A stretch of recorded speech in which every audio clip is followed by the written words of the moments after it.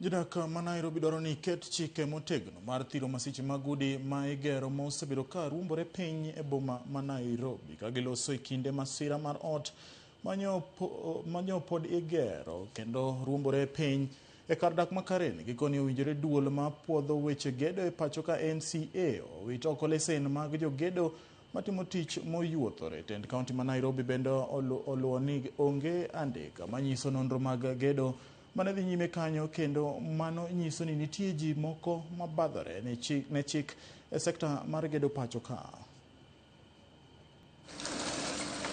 We have confirmed that 2 people are dead, 7 were injured and taken to various hospitals within the city, and 2 were not injured. They just walked away with the assistance of the members of the public.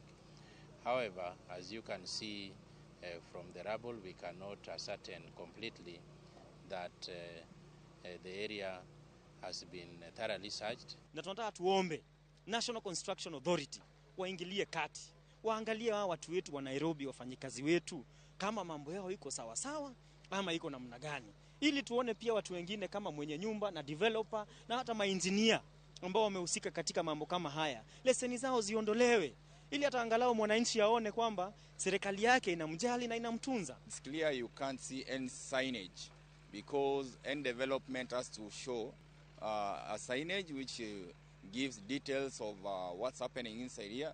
That's the plot number, the engineers, the approvals, if they have all that. So it's a matter that should be investigated so that it doesn't recur again. Because today we have lost 2 lives. In the last few days, we also lost lives in South Sea. So it's something that is alarming, and as a government, the county government, we are very much concerned, and we are stepping in, and our team are actually doing routine inspection to ensure that all developers are compliant.